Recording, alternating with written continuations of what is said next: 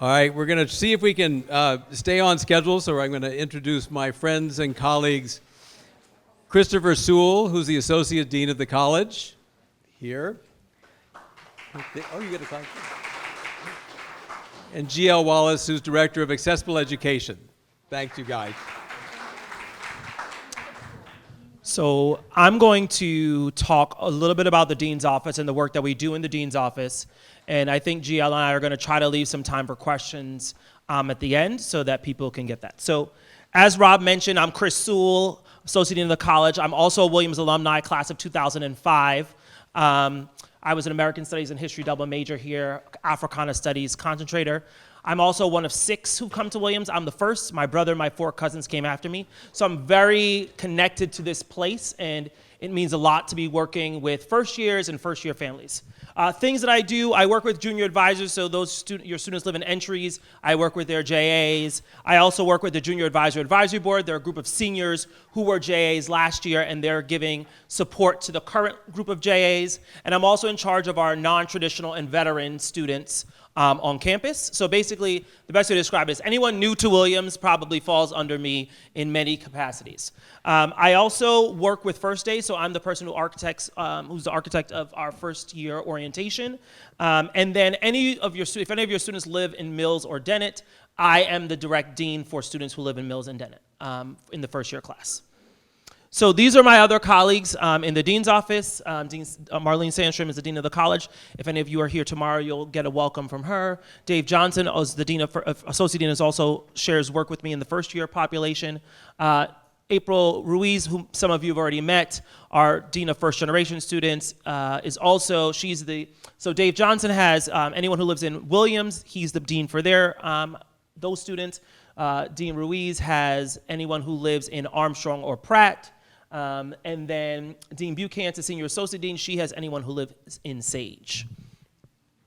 So our office is in the second floor of Hopkins Hall. If you see the Williams College sign that people take pictures in front of, our office is directly behind that.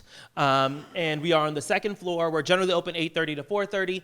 And one thing to understand is while we are open 8:30 to 4:30, we have a dean on call every day of the year at any point in time. So essentially during the day, people would call the dean's office. After 4:30, if there's an emergency that happens on campus, students can call campus safety and say to this campus safety, I'd like to talk to dean on call, and they would put them through to one of us, whoever is on call. So for example, today's Saturday, starting on Monday, I'm on call from this Monday until the very next Monday, 8:30 in the morning. So at any point in time, if there's something that happens, we are called if there's those sorts of emergencies on campus. So the general mission of our office is to provide holistic support as Williams students navigate their experiences at the college. We work very closely with offices across campus. Prior to my time at Williams, I spent a long time in K-12, mostly in middle school, but I also worked in high school. And one thing to understand in my role, because I was a dean in a high school, was to be a disciplinarian. That is what I spend the vast majority of my time in a middle school or high school doing is, you're in trouble, let's figure out what the issue is. Here at Williams, I probably spend 2% of my time talking about disciplinary concerns. So it's really important that your students understand in this transition to college that the dean's office at Williams is supposed to be supportive and proactive, and we don't sit in this reactive and disciplinary stance. Obviously, if there are disciplinary issues, we do deal with them through our office, mainly through Dean Buchanan, who works mostly with our student conduct process.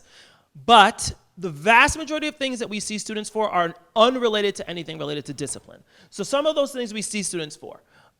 Academic life and personal balance. As students are struggling to figure out what they should do, what they should major in, how do they balance their clubs, their teams, their sports, all the things that happen, that's one major thing that a lot of students come to see me for.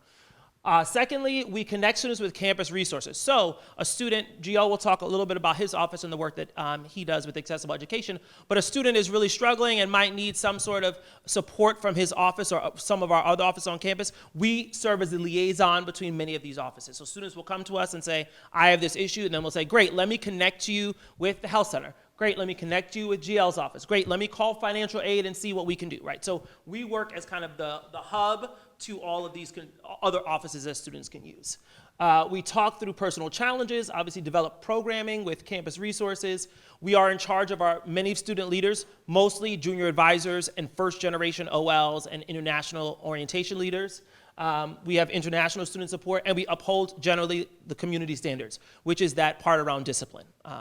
But like I said, the vast majority of students who come see me are students who are just like, I don't know what I should study, or I'm having a really hard time figuring out what I should connect to, right? And I think in my space, and it's also for me, it's a way for me to connect alums to students and help our office think about how we connect with our alumni office in supporting students as they're transitioning to Williams and moving through this place. Generally, you should let your students know that they can sign up for office hours.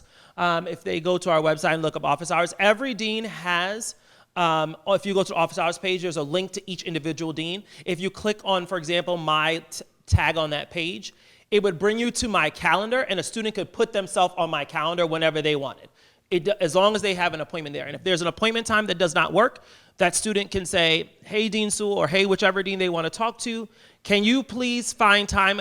None of your times on your calendar this week work for me. Can we find time that works in my schedule? And we meet with students.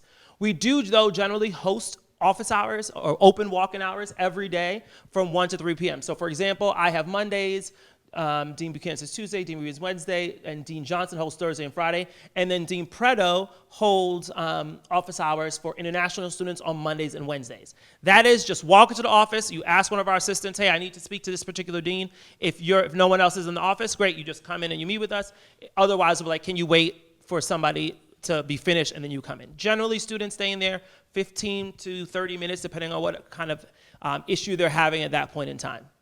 So we really try to make sure that students have access to us at any point in time during the school year, and also make sure that we are out and about, and so that students get to see us and know us as people and not just in this place that we're in Hopkins Hall on the second floor.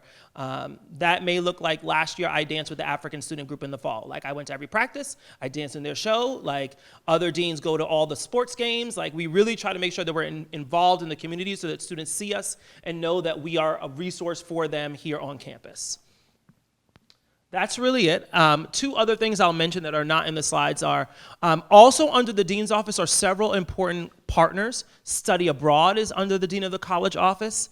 They are also in Hopkins Hall. The registrar is also under the dean of the college office. We also work closely with our peer tutors. So peer tutoring is run through the Academic Resource Center. That's peer tutoring, that's the writing workshop, that's math science kind of support for students, and also the economics support group that they have on campus. So if a student has problems in those areas, we could also connect them to sort of peer resources. Again, free, you walk up, I need this issue, I need help in this thing.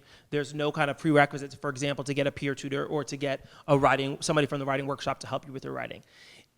The last thing I'll just say is that what I've told students is they have to understand that in transitioning to Williams, they need to take a firm stop on the way that they've been doing life as it is. They have been on a rat race for the last 12 years to get here. And what got you here is not the same things that are going to make you succeed. And it's important that as parents that you find ways to support students and make sure, what I would tell them, just live life in the fall. Take the classes you want to take, see what happens, and at the end of fall semester, take a step back and reevaluate. Did the study habits that I had work for me? Do I have the resources necessary to do the work that I want to do? Did what I think I want to do not work anymore, so I need to come up with a new plan of what's next? But to continue down this fast-paced world that they've been going on for the last 12 years is not going to be helpful for them moving forward. So as parents, my suggestion to you is to really, if you hear or see them kind of going down that path, to be that person to be like, are you taking a break? Have you gone to seek out help or resources? What are the ways in which you're changing what you did before? Because it seems what you're telling me is not working. So what are you doing to go and make a change, right? So really making sure that they are putting those brakes on what happened before they got to Williams and using the fall semester to allow themselves the grace to fail and the ability to rise up after that. And that's it. And I'll turn it over to GL.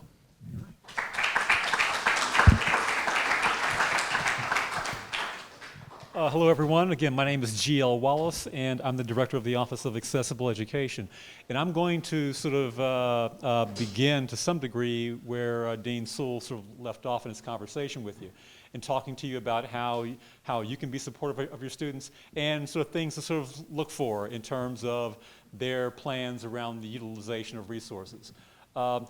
What we try to emphasize in my office is the importance of sort of creating a team around you as a student here, trying to create a support network around you as a student here. You folks are a part of that larger network. You are a part now of a larger Williams community, and you are an important part of the kinds of support that your students will need while they are here. As Dean Sewell pointed out, again, the transition that students have oftentimes can be somewhat challenging in that first year.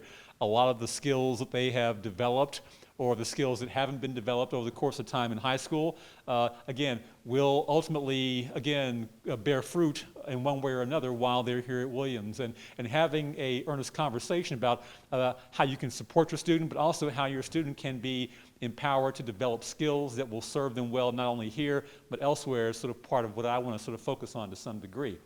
Now, in my office, in Accessible Education, we provide support for students who have certain documented need. We provide accommodations, whether it be academic, again, in the housing realm, dining, even related issues related to parking as well. My office will be involved in some of those conversations and that process to a large degree.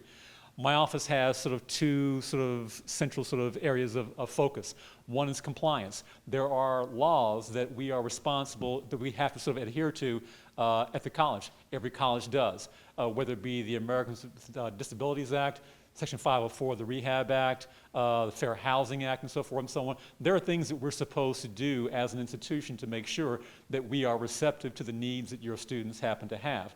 And one of the ways to sort of think about this philosophically and sort of, again, in practical terms also, is that those laws are designed not to say that a student has some deficiencies in some way, shape, or fashion, but that institutions should be malleable. That if you create an institution for a certain segment of the population, there are large segments of the population that will not necessarily function well in those spaces. And the laws that we adhere to are really designed to make sure that depending on where you come from, what your sort of skills are, what your abilities are, that you are able to utilize that institution in ways that ultimately serve your long-term interest, if you will. And so part of the role of my office is to make sure that we as an institution are adhering to some of those larger mandates and that we are being flexible in ways that allow your students to be successful while they are here.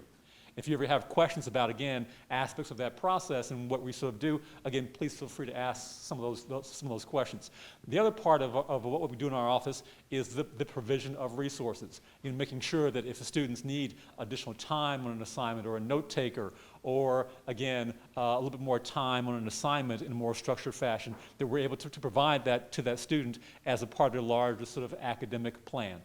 Now, we tend to see a variety of students in our office, a wide cross-section of our student population. There is no sort of one specific segment of the population that we sort of work with more than others.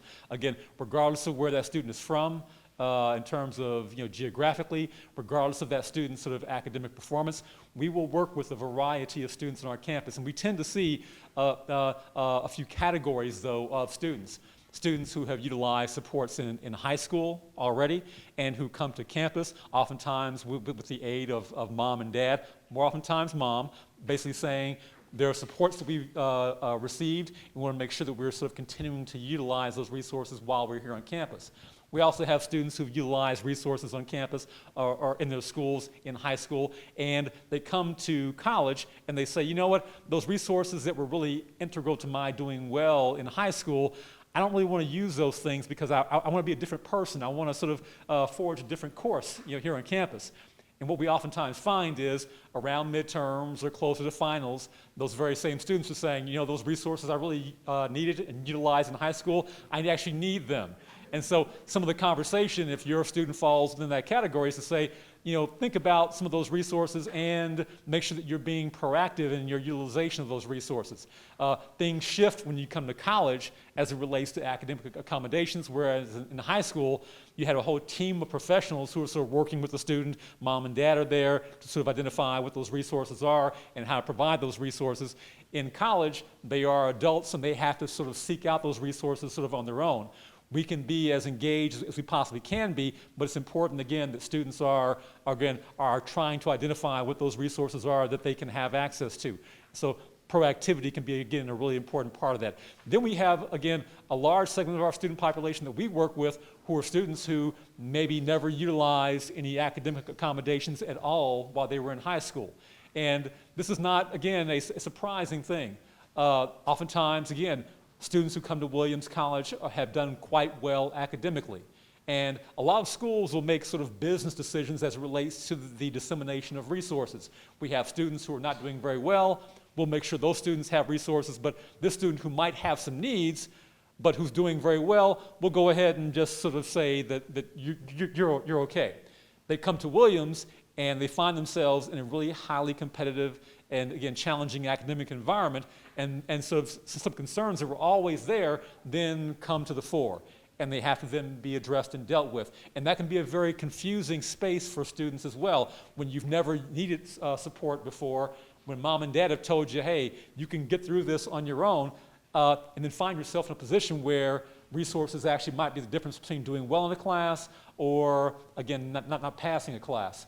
And so it's important, again, when your student, if they come to you and say, look, I'm having some difficulty in my classes, I'm having some challenges, it's okay to encourage them to seek out supports that they maybe never have sought out before. And so, again, a lot of the students that we actually work with are students who've never utilized any kinds of academic accommodations before, but they're absolutely necessary. And one of the reasons why we want to make sure they're utilizing those here is that this is an excellent way and training ground to identify how to manage and deal with institutional challenges, how to ask for support when I actually need it, to be able to do the things I need to do to be successful in a particular place. And so, again, we encourage you, again, to be supportive of your student. Again, if they need support, encourage them, again, to ask questions at the very least about the kinds of supports that are available, here at Williams College.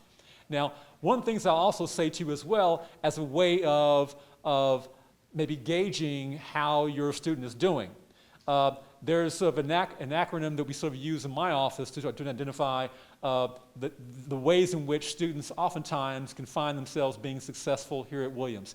And we use the acronym RSVP. And it basically speaks to 3 different ways in which the student wants to attend to their responsibilities here on campus and utilize the resources here on campus. And the R basically stands for reading. And basically that means being prepared when you come to class. And that may seem very simple. Well, you have readings, you do the readings, you come to class, and you're prepared, basically. But Williams, again, is a very competitive and highly challenging academic institution. You will have lots and lots of readings in every single one of your classes. You will have reports to do. You will have, again, problem sets that you have to do. And just keeping up with the work can be very challenging for members of our student population. And so if students are having challenges in some of those areas, you want to encourage them to seek out support. To absolutely seek out support sooner rather than later. Now, the S in RSVP stands for speaking, and that's basically demonstrating content knowledge when you're in class. Again, there are a number of students who have been able to, for a variety of reasons, sort of manage in their classrooms. Maybe you hang back a little bit and things still go okay. At Williams, a number of the courses your students will have will have a sort of conversational component to them, a discussion component to it that's part of the grade. And that's an important part of that grade, particularly when maybe you've had some challenges on some of those exams, and that 5 or 10 points that maybe you didn't utilize because you didn't want to speak in class becomes essential in that class as well. And so if your student is having some difficulty engaging in class, speaking in class, again, ask them to seek out resources because, again, there are students who experience anxiety sort of being in those kinds of spaces or who really don't know how to engage in an academic environment in that way. And so seeking out support, again, can be a huge part of them being successful in that space. The VP stands for visiting your professors. Professors are an integral part of being successful here at Williams. And I'm sure I don't have to tell a lot of you folks here that professors are an important part or important sort of gatekeepers to some degree in terms of other opportunities, whether it be graduate school or that first job. Who writes that letter of recommendation? If your first-year student is not thinking about how to establish a relationship with, how to establish a rapport with their faculty members, they are, again, not addressing a really key component of what you need to be successful while you're here at Williams and beyond. And believe it or not, a lot of students feel very uncomfortable going to see a professor during office hours. They imagine a deep, dark cave where horrible things are happening and so forth and so on, or where there are deep reckonings that have to take place and so forth and so on. Faculty tend to be, again, encouraging of students, seeing them, visiting them, helping them, mentoring them. But again, it is a process that students have to engage in willingly. And so one of the questions you want to ask your student is, are you visiting your professors? If you're waiting to do it in your senior year, it's kind of tough there, okay? You want to establish some habits so that you're able to, again, establish a relationship, get access to internships, jobs, all the important things that are, again, important to that next step in your student's professional career. And so, again, RSVP, the reading, the speaking, the visiting the professors, these are, again, 3 important components of doing well here at Williams. And if you're talking to your student and they can't speak to you about each of those 3 things, you want to have a conversation with them. I have a student in college myself. I asked him the same thing. He wants to ignore me as well, but we will persist to have the conversation. So again, believe me, I understand your pain in that area.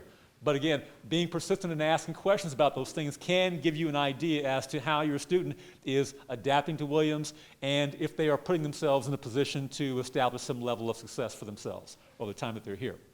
So I'll stop in a few seconds here and allow you folks to ask some questions here. But the main thing is, think about yourself as part of your student's larger team and support network. And there are other players in that process. Again, folks in my office are a part of that. The dean's office, as Dean Sewell pointed out, are a critical part of that as well. Students tend to think of the dean's office as the principal's office. Again, dissuade them if you can of that notion because, again, they're important, again, conduit to accessing a variety of resources on the campus. The philosophy that we sort of tend to have here is you go through a door, any door, and folks will get you to where you actually need to be.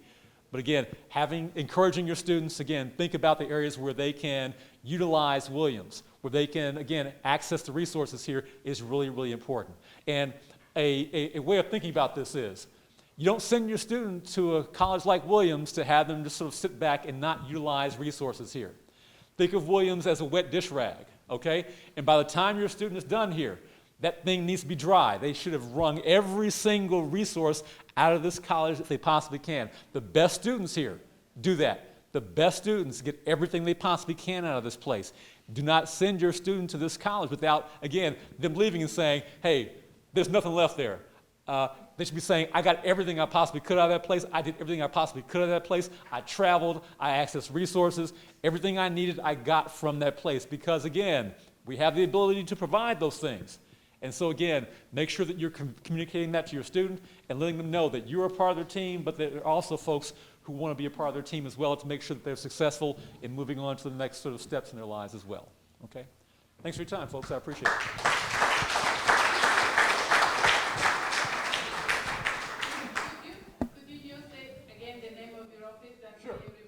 Sure.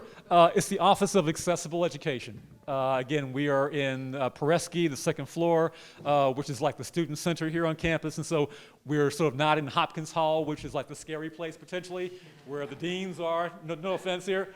We're in the fun place, where there's food and commiseration and so forth and so on. So again, 203 in Preorientation, again, the Office of Accessible Education. And I think we'll take maybe 2 or 3 questions now, and then we have a short break. We're going to try to actually reconvene at 4:15, but we'll have a short period of time out of this room by the snack place where we can ask further questions of our folks here. So. Yeah, I have a question about the Oxford exchange program. Can you introduce in a little details about it? Chris, would you have Yeah, sure. So essentially, it's a program for our juniors to go study abroad at Oxford for a year. It's full tutorial style. Roughly 25 students get in every year, so it's a fairly competitive process. Students will go to meet with Tina in our study abroad office probably early in sophomore year to say, hey, this is something I'm interested in. And then the application is due generally in January, I believe, of their sophomore year, and they find out in February if they get in. Okay, thank you. I have a really quick yes/no question. You talked very eloquently about your RSVP and the different things that we need to be, conversation we need to be having with our students. Are you guys having this conversation with them at some point too? Because I've been having that VP conversation for, since middle school, and they say, yup, and nobody goes and talks to the teacher. Yeah, I can tell you without equivocation whatsoever that yes, I'm having that conversation. I know, again, Dean Sewell's having that conversation with students. So believe me, they will hear it repeatedly all the time. They're sort of here initially, and it will be reiterated over and over and over again. But again, it always helps us to amplify something. So sometimes if it's sort of in the ether, it's in the air, we get it at that point in time. I find all the smart things I say become smart once somebody else says it to them. Yes. I'll say also that I would say that like upper class students will tell underclass like you need to go.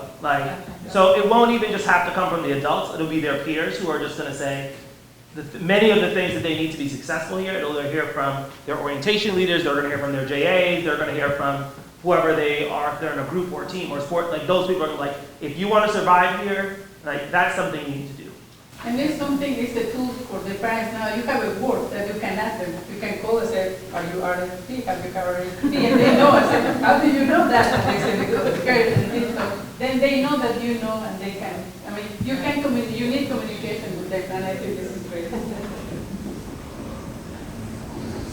Addressing the speaking parts, of course, our students from kindergarten, we've always encouraged them to speak up in class, and there are different levels of communication engagement in classes. So how do you encourage them to speak up more, especially if your child's an introvert or a quiet person?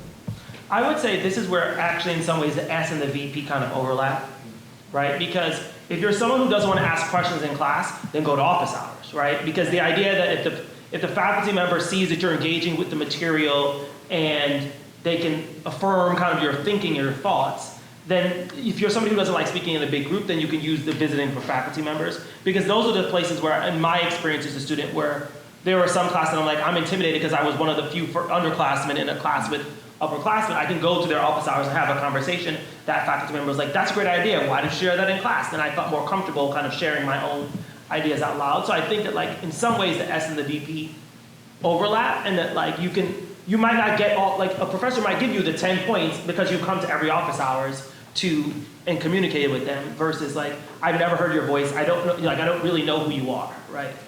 Yeah, some of this is, again, the development of skills over time. As in the case of anything that sort of we're not quite used to, first time you do it, again, you may be a bit leery, but the more you do it, again, you establish again a little bit more sort of muscle memory around it, and become something that you're more comfortable with. Because again, as you know, if you're thinking about graduate school, you got to be able to do it there. If you're thinking about, again, the workforce and the capacity, you're going to have to present your ideas in a way that's coherent and consistent to folks, again. And so college is the perfect place to develop those kinds of skills, but they have to be things that you're doing on a consistent basis, and you have to sort of apply yourself to some degree to make that happen as well. I think that we're going to call it now, but we do have, so the schedule says 4:15. Let's reconvene at 4:20, so there's time to ask at least a few questions of our colleagues. And international families are going to be meeting upstairs. You'll see my weird paper signs that are sort of leading you up in that direction for a conversation with some older international students, Williams First families. There'll be a panel discussion of Williams First students, older students down here, again, we've got 4:20. And thanks so much.